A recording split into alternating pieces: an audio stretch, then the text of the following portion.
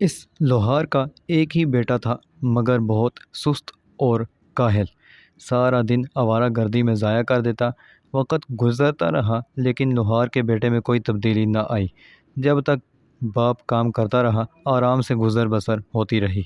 پھر وقت نے اسے بوڑھا کر دیا تو زندگی مشکل سے دوچار ہوئی۔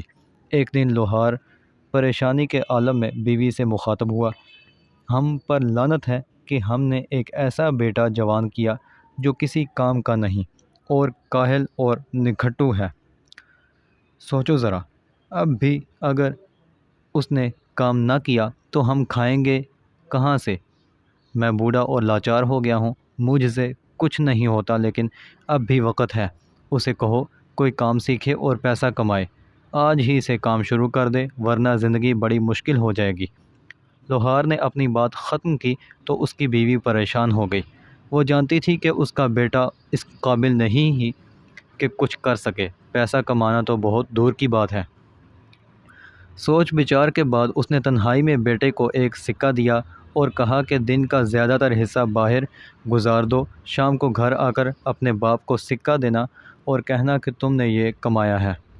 کاہل بیٹے نے ویسے ہی کیا جیسا ماں نے بتایا تھا۔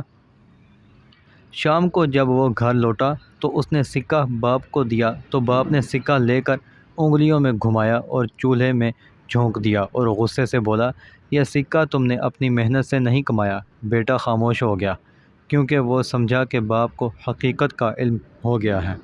دوسرے دن ماں نے بیٹے کو ایک سکہ دیا اور کہا کہ گھر سے نکل جاؤ اور سارا دن بھاگ دوڑ میں گزار دو، شام کو تمہارے چہرے پہ تھکاوٹ ہوگی تو تمہارے باپ کو یقین آ جائے گا کہ یہ سکہ تم نے اپنی محنت سے کمایا ہے۔ بیٹے نے ویسا ہی کیا اور شام کو سکہ باپ کے ہاتھ میں تھما دیا۔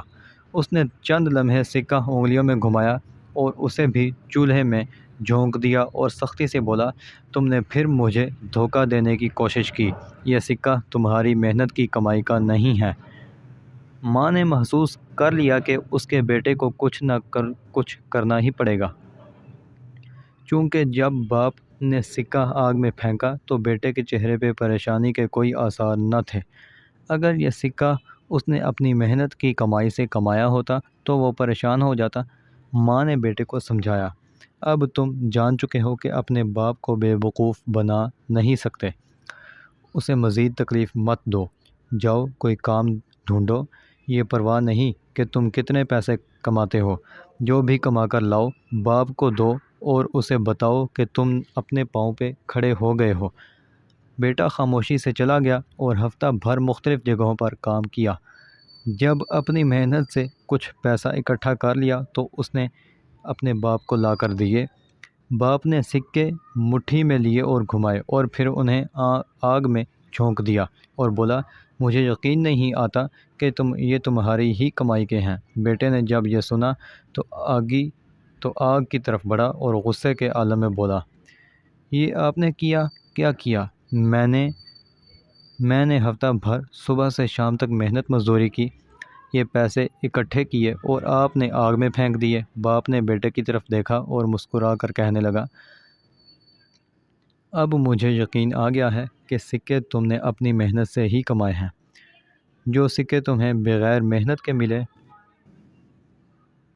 انہیں آگ میں پھینکنے سے تمہیں کوئی تکلیف نہیں ہوئی، مگر اپنی محنت سے کمائے گئے سکوں کی خاطر تم نے آگ میں ہاتھ ڈالنے سے بھی گریز نہیں کیا۔ اب میں اپنے بیٹے سے شرمندہ نہیں ہوں بلکہ مجھے اس پر فخر ہے کیونکہ وہ محنت کرنے لگا ہے۔